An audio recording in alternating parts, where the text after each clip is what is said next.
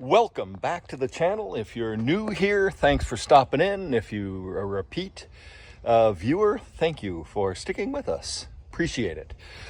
Don't forget to click like if you like what we have and the content we produce here on the channel, and click on the subscribe button so you get notified when we produce a new video and put out new content. It doesn't cost a thing, and it's just a click away. Thank you very much. Well, it is Monday, May 20th, and it is going to be a jam-packed week. We've got hoof trimming tomorrow. I've got haying to get ready for coming up soon enough. I'm already a month behind where I wanted to be in prepping for haying. I've got fences to put in. We are hoping to get the cows out in the big field on Wednesday this week. They're down in the forest grazing. They're almost done with the long pasture there. I'm reserving the bigger pasture down in the forest for later because the grass is being a little sluggish because we still been too wet to get out fertilizer or lime. And I have to do the 50-hour service on the T1104 this week. We're at 51 hours. I have a bunch of work to do with it today. I'm not going to get a chance to do the service on it today, but I'm going to move some equipment around today. And I want to take the loader off of the tractor today because where I have to go put in some fencing and get the fence post auger is a little tight, and I just don't want that hanging out there. So that will also benefit, taking the loader off will also benefit performing the service work because I've got to get to the front axle. I've got to drain the oil and the hydraulic fluid to complete the basic break-in service. So that drains out any of the original fluids and replaces them with the quality fluids I bought, and will also any of the break-in metal shavings and, getting the engine warm and the gears meshed in and everything, all that service. A lot of tractors, when you buy them, that's already done for you. They run the machines at the factory, and your first service might be 150 hours. But this tractor, the TYM tractors, they save money and save you money. And you can either hire someone to do and have the shop do the work, or you can do the work. So anyway, we'll be doing the 50-hour service at some point this week. But for right now, we're going to take the loader off, which means I don't have a bucket on here right now because I was using the skid steer bucket and the grapple with the tractor last. I'm going to put on the bucket that came with the tractor just because it's a lighter weight bucket. I don't tend to use the tractor bucket at all other than for hauling things. Now, the visibility on this tractor as far as hooking and unhooking implements to the loader is really bad. In the past, I've used, the last few times I've done this, I've used a little Wi-Fi camera to put right on the front so I can see down and see the skid steer attachment plates to go on the implements. But that battery is dead or fried or something. I don't know, that camera isn't working. So I am going to I think what I'm going to do is mount a permanent camera system with a rear camera and a front camera and a screen that marks the 70th anniversary of the Supreme Court's landmark Brown v. Board of Education decision. And so that'll be better, and then I'll just have them all the time. I got to find a place to put the screen, and I've got to consider, because I have to take the roof off the tractor in order to wire that in. And so that's going to be a later in the summer kind of thing if I have spare time. So for now, I'm just going to do this kind of blind. It is a bear to see, and it's a little frustrating, but there you have it. That is the one drawback to this tractor. If the hood was sloped just that bit more so you could see over it, it would be better. You'll see what I mean.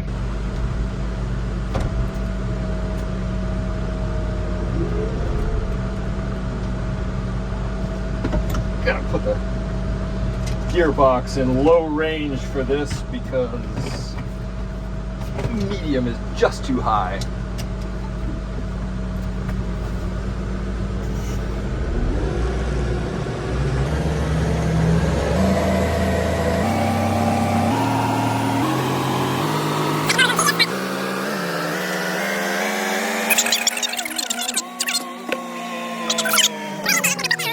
have to look through a gap like right between the arm and the hood, and I can just barely see.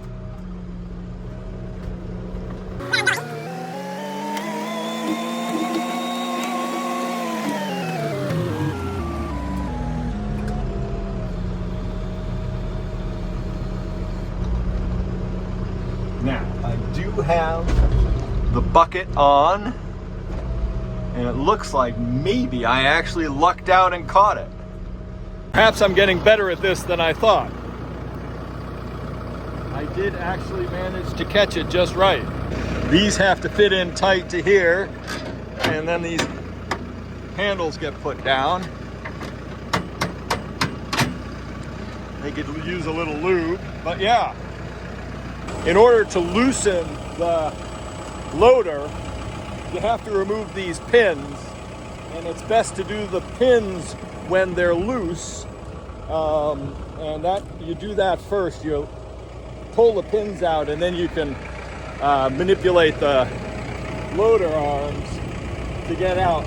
Right now they're tight, so you have to loosen those pins, pull them out, back the tractor away, and then take these off, which I have, as I've seen in another video, I've color coded these so it's much easier to reattach them.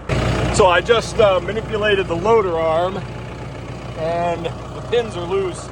The drawback to this side will be the passenger side, or the muffler side of the tractor, is not only these wires here, the hoses, but you've got the muffler there that you got to be careful not to burn yourself on. Just going to set these pins in the bucket for the moment.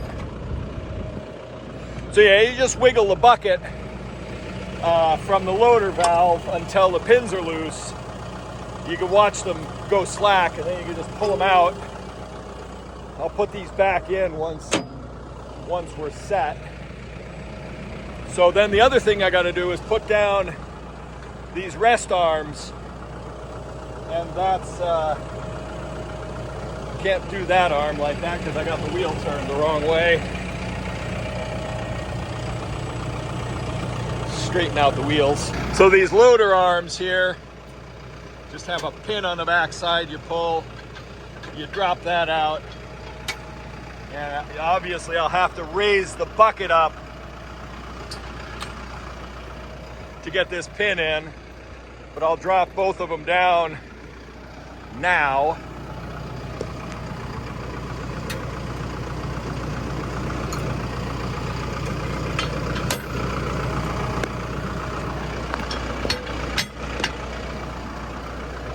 Yeah, I just got to tip the bucket, and those should come up to where I can put these pins in.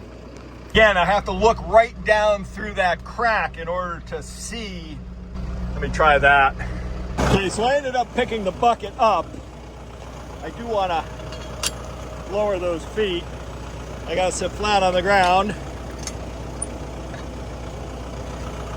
Yeah, getting these pins in is easier said than done, but still we're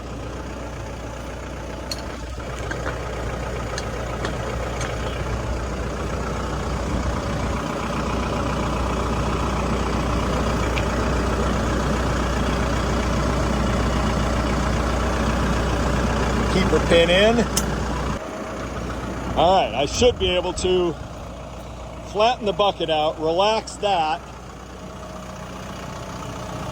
and that'll pick the bucket up off that mounting pin, and I can back away. Well, I've got the loader up. It went a little skewed because I'm not exactly flat, but I'm just going to pull back a little bit.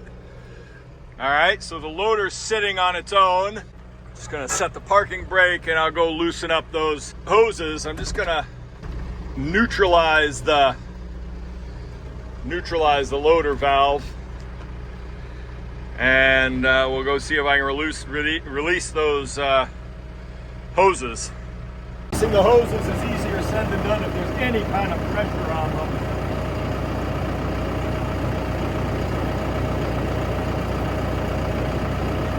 Yeah, I'm gonna have to turn the tractor off, I think.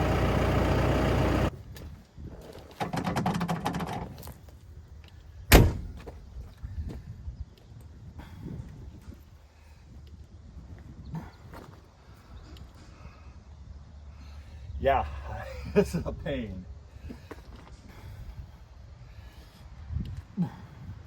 There we go, one's off. There, two's off. 3, 4, 5, and 6. All right, good. So these all have caps, so I'm gonna put them in. Just so bugs and dust don't get in there.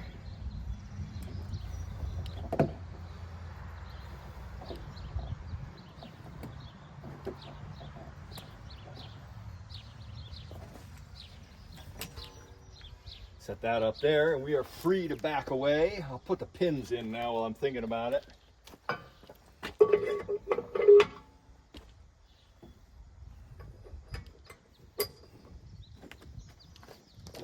Just gonna give these a wipe down so they don't get too much dust attached to them. Someday when I'm ordering hydraulic supplies, I'll get some caps to go over these. Keep hay chaff from attracting to them. All right, so that, without the loader, will make getting to everything a lot easier. I see a lot of videos of guys servicing their machines and they raise the loader up, and some of the TYM tractors, I know other brands have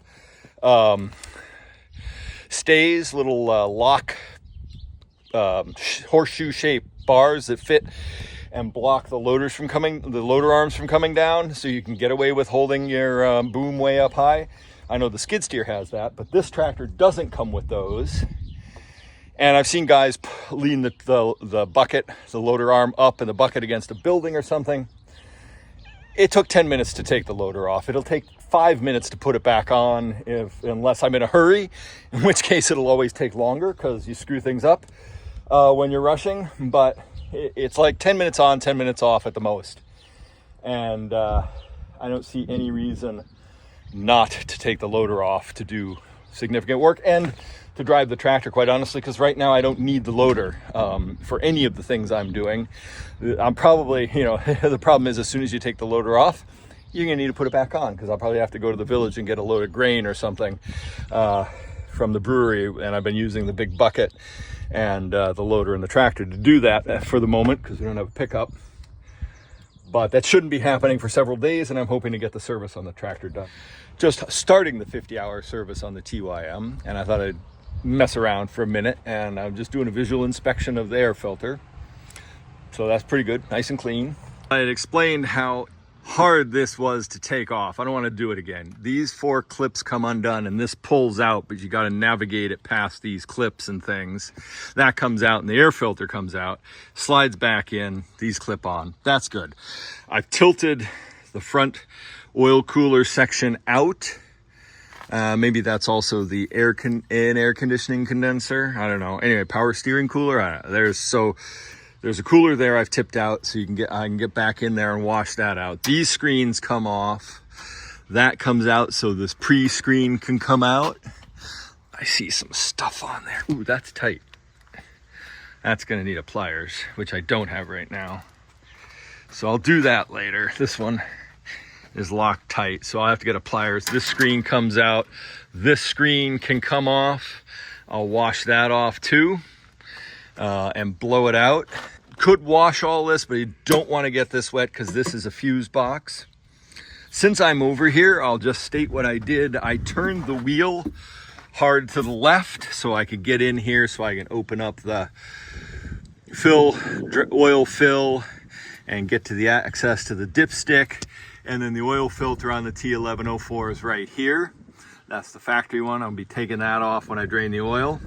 There's also one of the oil, we'll look at this from below. There's also one of the oil drains there, and there's one exactly on the opposite side. All right, I'm shooting into the sun and the compressor's going, which is obnoxious because I got an air leak in this fitting. This is a magic wand. This is great. It's got some holes here, and it's great for blowing out air cleaners and getting in here. You gotta hold it because it's a lot of pressure. Getting in here and blowing out behind radiators and such. You can get it right in here in the gap. Blow stuff out.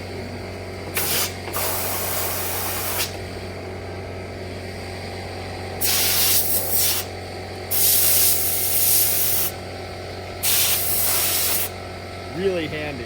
But what I was going to do is I got a pliers to loosen up the grates, and 50 hours, that's in the winter, that's how much I got on the screen here. And I can wash that off of water.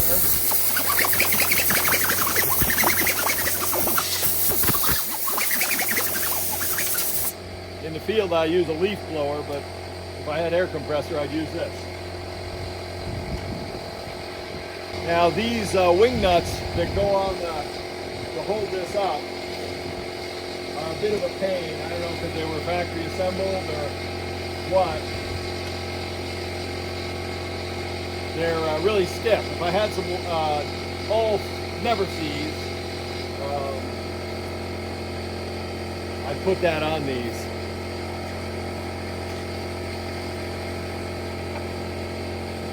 That's wild. This one won't go in, but the threads don't look buggered. This one went in here way too easy.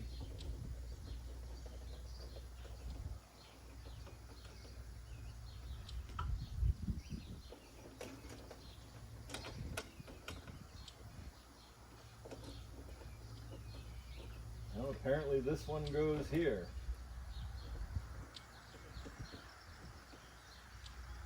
Alright, well that's a left-hand wing nut.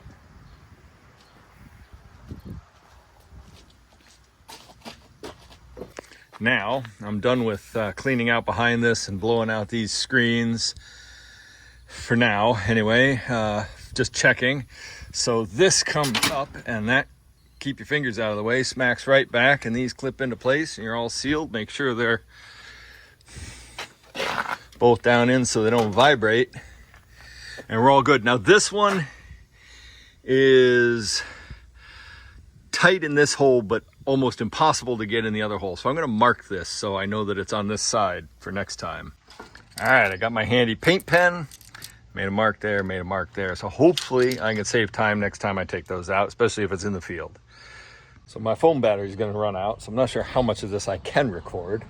I'll try and plug it in maybe while I'm doing some non-essential stuff to video the essential stuff. So while I'm getting set up, I'm also going to be tightening nuts and bolts that are on the frame and around the tractor, on like these. I've done all the wheels and I made reference marks. You can get little things that clip on here that point in a direction so you can see if they've moved. I just chose to make some marks. Last time I did anything, I tightened up. After I took this on the road a few times, I tightened up all the lug nuts, all the wheel nuts, all the rim nuts, made those witness marks so I know if anything shifts. I'll be doing that on certain other key things like the loader frame, where it attaches to the frame of the tractor. I'll tighten those and make a reference mark so I know if they move. It's just a quick visual thing rather than having to tighten them all the time. This tractor holds a lot of fluid. It's like 15 gallons of hydraulic fluid. I'm working off my memory and what I bought. I probably bought too much. So hopefully like 12 gallons of hydraulic fluid. I forget, over 5 gallons of motor oil, and I think 5 gallons of front differential oil. So we're changing the three main fluids: front axle, hydraulic transmission fluid, and dual hydraulic and transmission fluid, and the motor oil. I'm not going to do the coolant at this time. It actually isn't spec'd to do at the 50-hour service, but because this tractor sat for 2 years, basically just cycling as a demo model, I want to get that. Notice a little wear point. And that's the other thing with the 50 hours, to look for, inspect for things. This little wear point there on this coolant line. I assume that's just from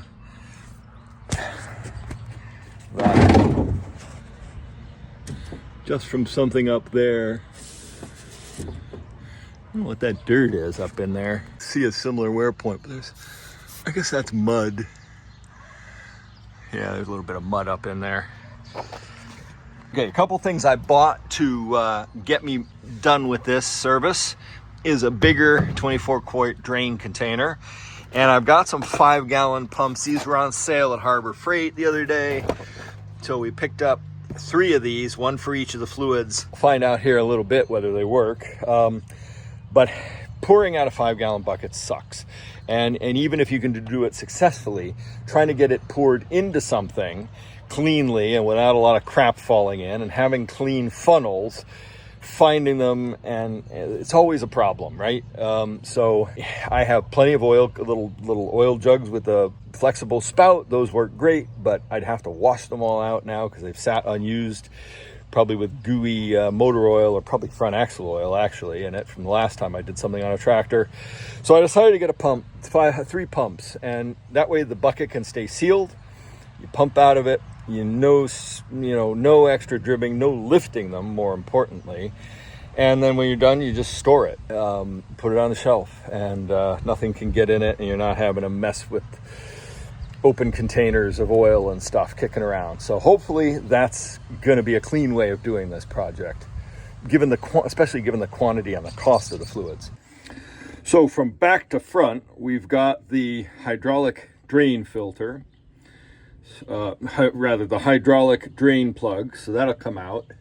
We're going to change the 2 hydraulic filters, which are right up here. It looks like I got a little bit of a leak, like one of these is not tight or something. Anyway, it's definitely time to do that. I hadn't noticed any oil leaking on the ground. And then bizarre design for the drain for the engine oil. We got one on this side and one over here.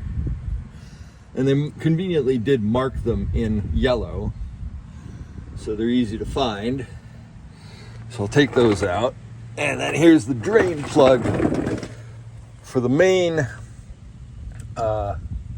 drain plug for the axle, front axle.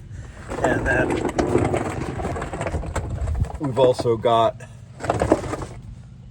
the drain plugs at each hub on each side, and an air vent filler pipe there. Oh, look at that. This is interesting. Leaning my head against the tire with it turned like that, I can see right up.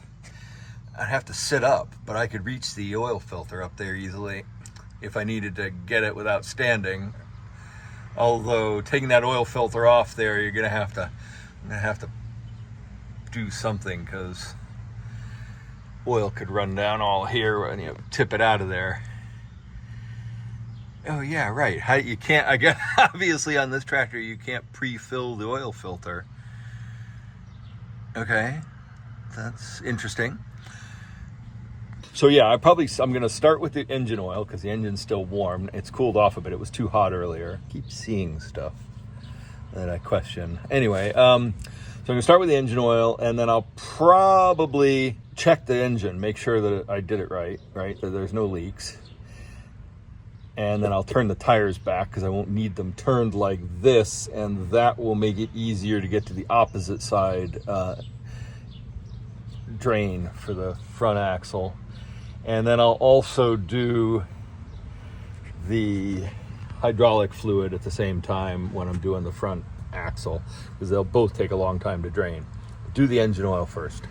And as I'm doing this, I'm looking over absolutely everything, and I see some things that make me wonder.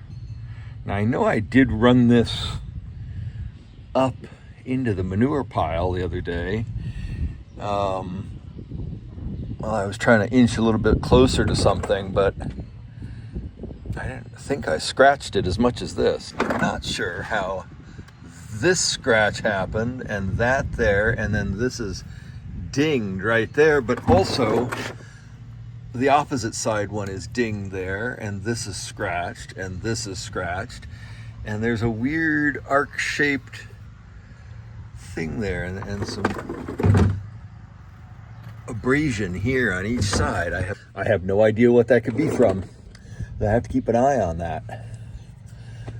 It's got like wood, well, it could be that. Some of that's manure, but there was nothing hard up in there.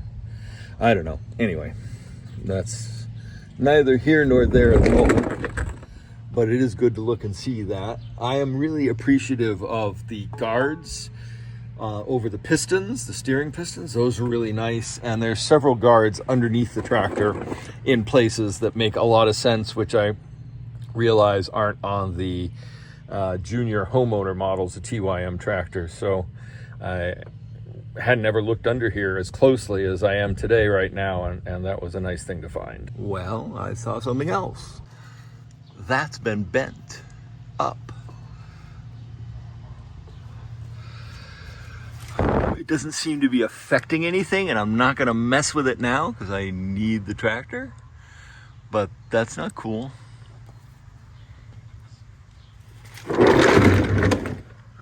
This one is, can't really see it in the same way. No, that one isn't bent. Before I do anything, especially draining the oil on a tractor, whatever oil, I'm gonna take the key out,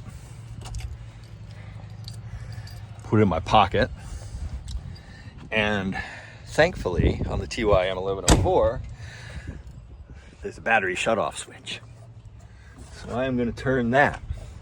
So even if I lose my mind and I try and climb in the tractor, if I get interrupted, as frequently happens, and I forget, and I try and climb in the tractor without triple checking everything, I won't be able to start it.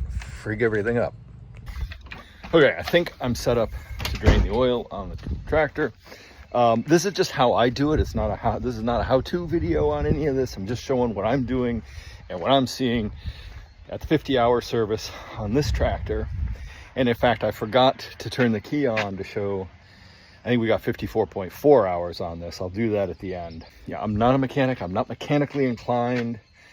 If there was someone who I could get here to do this while I did other stuff, I'd be perfectly happy for that to happen. Although the first service, I do kind of want to see everything, look everything over, see how it's all going, give everything a look, because I don't often do that. So anyway, here we go. We're going to drain the oil. I got the refill stuff mostly set up. Got my oil pan in place. I've taken the filler nozzle, filler cap off and opened this for extra venting. We'll take the filter off after the sump is draining, and we'll go ahead and get that happening right now. Okay. This is a 22 millimeter socket.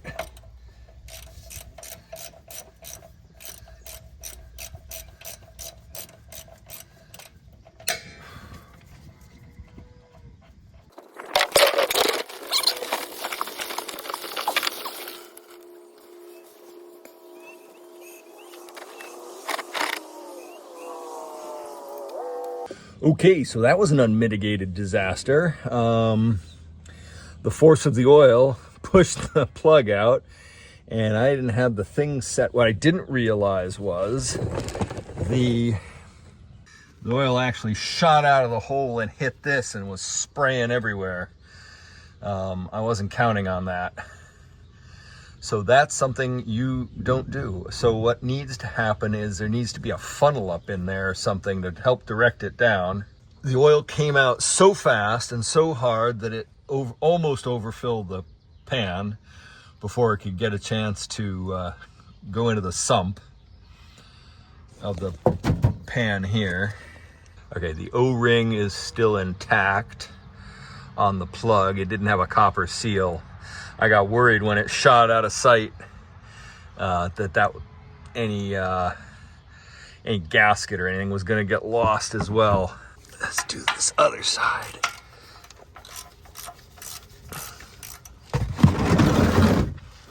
Now that the bulk of the oil is drained out, I don't think, of course I'm oily, everything is oily. The bulk of the oil's out. I don't think this is gonna be as violent. Nope. That's more like I was expecting. Now what I'm gonna do is I'll drain the oil. I'll go ahead and take the filter off because some more could come out of the sump then. And then I'll pour this pan into a bucket and see how much oil actually came out of the tractor, and figure that's what I need to basically put back. Now, there wasn't a lot of room to film the oil filter coming out or loosening. I got one of these strap filter removers. It works pretty good. I have an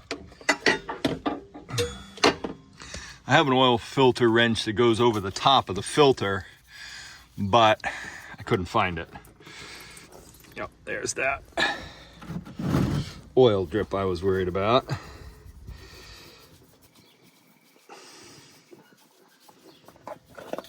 Okay. Well, fortunately, it's mostly drained. Okay, that's what the housing looks like. There just wasn't enough room to really film that coming out, but I can get the new one in place. Okay, so I've written the number of hours and the date. Okay, so I inspected the plugs and cleaned them off, and they were much better than I expected. There was also, I didn't see any sign. Let's just get that up in there. Sorry about the angle. Okay. I didn't see any sign of any wear or abrasion. I also didn't see any metal filings. I don't think there was any chunks that came out in the pan. So I'm going to go ahead and tighten those up. If I was smart, I'll pull up the shop manual, which I have a digital copy of, and I will find the torque settings for those bolts. After spending an inordinate amount of time trying to find the torque specs for those two drain plugs, I could not. I looked both in the shop manual and in the owner's manual, or whatever it's called, operator's manual. Try not to knock my head again. And I couldn't find any, so I made it farmer tight. There are O-rings on there, so that should mean they don't have to really be cinched down, and I probably, with my strength, tightened them down too far already. So I got those back in. I used engine degreaser and a rag to wipe all the oil away from everything and cleaned everything off up there so that nothing is dripping. And I put down a feed sack so I could see if it's leaking here in a minute when I fill it up and go to start it. And I'll let it run. Once I do, I'll let it run for about 10 minutes just to make sure, and then I'll check the oil again. Obviously, these are standard maintenance procedures. I need to rub a little. Don't forget to take off the plastic. That would be really foolish to try and put it on with the plastic on, but also you got to take the plastic off, which I'll do in a minute, and rub a little clean motor oil around the gasket before putting it on. And then it's only hand tight plus 3/4 of a turn. Oh yeah, I bought OEM filters, kit straight from the dealer that included, the tractor came with the 2 hydraulic filters and nothing else. They should just include the 50-hour kit with the tractor. I mean, that would just make sense. But anyway, so I bought a filter kit which included the 2 hydraulic filters, so I have those, an oil filter and an air filter, and a fuel filter. Now, one manual says do the fuel at 50 hours, the other one doesn't. It says more like 300, so I don't really see a need to do the fuel. I run clean fuel in this. If there's a problem with the fuel system, it's going to destroy the tractor, so changing the filter isn't going to help that now.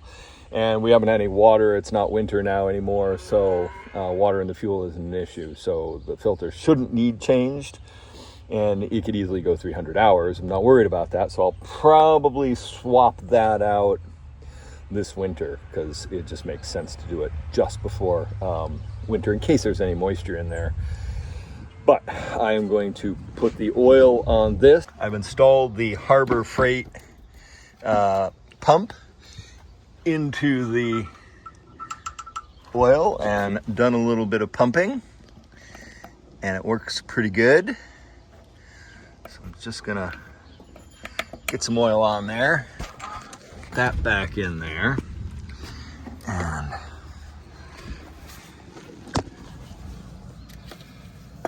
you can't, because of where this is, you can't pre-fill the filter. So now here's where I wish I had a different, well, actually, I don't know if I had a top oil filter wrench, if I could fit that in here.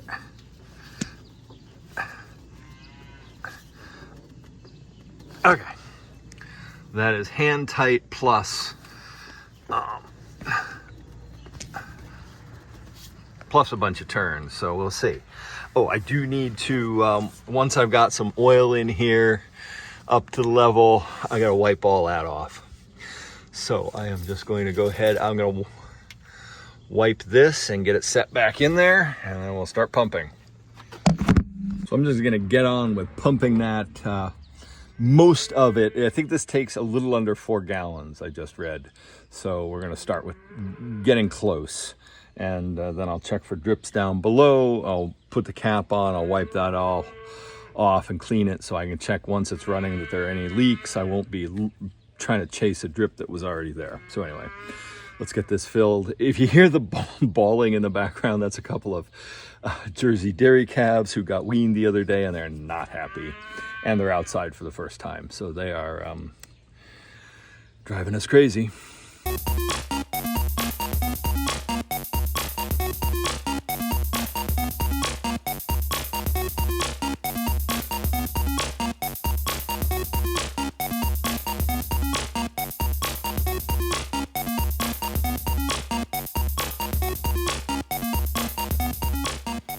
All right, the oil's almost halfway up on the dipstick. I'm gonna go almost to the upper mark because that oil filter isn't full, and it'll suck the first bit of oil up into that filter and fill it. And then we'll check and see where the level's at. I haven't been able to correlate how many pumps it is to a quart. So yeah, we're about an inch from that top mark. Give it about 10 more pumps, I think. Check it then.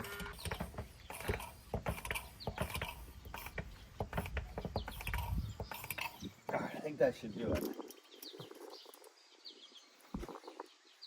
All right, we're right up to that. A couple more pumps. I want to get right up to there. Well, actually, no. Let's stop at that because it is supposed to be in the middle. So let's run it at that. So this comes out of there and goes into the handy little drain back. I don't know if you drain this, can you? Well, anyway, we'll mess with that later. And let's get the filler cap on. Okay, let's give this a shot. I have to go get the key. To recap, I have filled the tractor with oil just below the top mark. I've replaced the cap, filler cap, and the dipstick. Oh, I've put on the filter. Filter's not full because it's upside down. I do have to clean off the bit of oil spill. I've tightened up the 2 drain plugs, and I put down a paper to see if any's dripping happening. I'll run to the house, grab the key, and then I'll clean that up, and we'll run this for 10 minutes or so and see what happens. Okay, got the key. Got to remember to turn on the battery isolator. So many interruptions around here. I did just let's double check, make sure the, yeah, oil on the dipstick, cap tight, filter tight, both drain plugs in and tight. That side's in. It can't be too safe. I've been around too many mechanic jobs gone bad. So I got the battery isolator on. Let's cook this thing off for 10 minutes and see what happens. And obviously stop it if there's a leak. Oh, 55.2 hours. All right.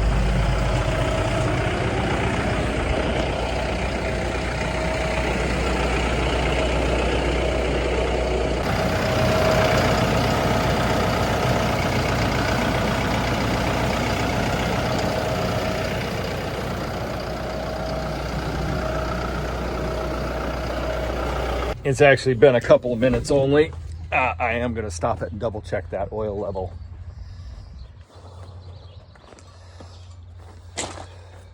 I don't see any visible signs of leaking, so that's good.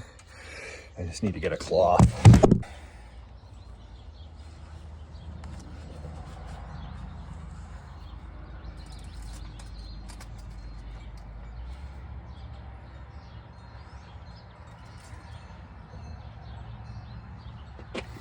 All right, it's gone down, not as much as I expected, but a good amount. I'm glad I didn't go fuller on that. And the oil just needs to be anywhere between those two dots, preferably in the middle.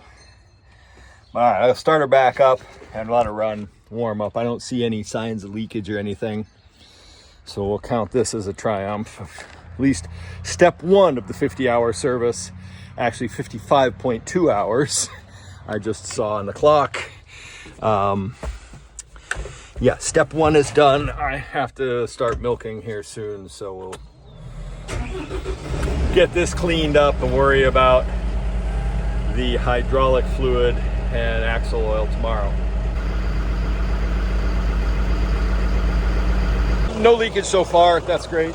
Triumph of the gnomes. The pump I'm just going to leave in the pail. It seems to make a good tight seal against the rim. I'm going to keep it in the shed. And I marked on top of the lid, when I open this, the hours of the machine and what machine this is for. Because I've got a couple buckets of this oil because I'm going to use it in the skid steer as well. I'd like to see the tractor come up to temperature, so that's what I'm waiting for. Meanwhile, I like the way this pump just seals back in on itself. I'm going to put this in the shed, and then I'll be done for the night. Got to go on to the next thing. So I chose the oils based on what I could get. I really rather would have used a synthetic like T6. I'll wait to see if I can find that for the next oil change at 300 hours or 500, whenever that is. But yeah, I found oil and fluids for this machine really hard to find. In fact, if TYM finally gets their oils out, I'll buy them because it just makes things simple.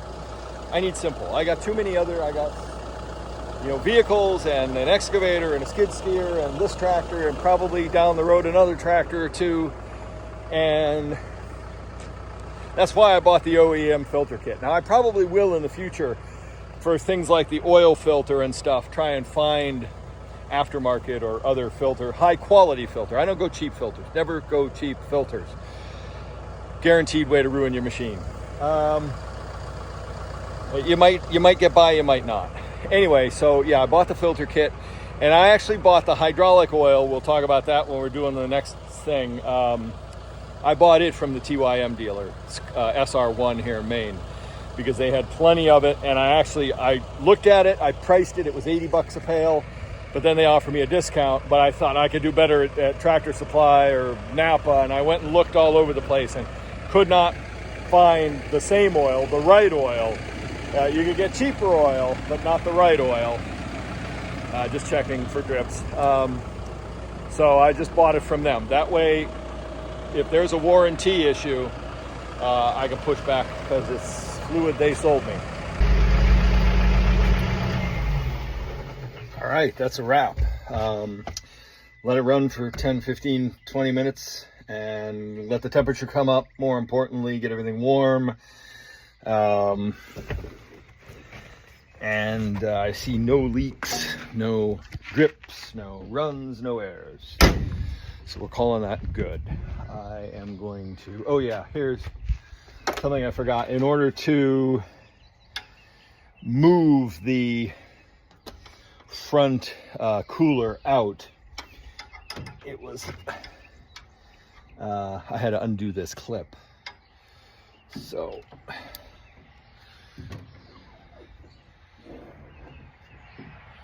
yeah, there we go. It won't go past, and I guess that's just in case the wind catches it. If you want to open it further, you have to take the rams off, and then you can fold it right back to get on top of it. Anyway, we're going to close that for tonight. Now, one thing I do have a little bit of a problem is the catch to release the hood is really stiff. And I haven't figured that out yet. I've lubed it, I've tried it. I guess maybe it just needs more use, and see what happens with that. Yeah, so oil changed. We'll go on, and I'm really impressed with the pump. It worked well. And we'll see what happens when we try and pump 90 weight with it, the gear oil. But for now, really impressed with that. So that's, apart from my one mistake of spilling a lot of oil because it just came out in such a volume, I wasn't prepared for that to happen. Good thing I run a sawmill and I got some sawdust. So, all right, tomorrow we'll do the hydraulic fluid in the front axle.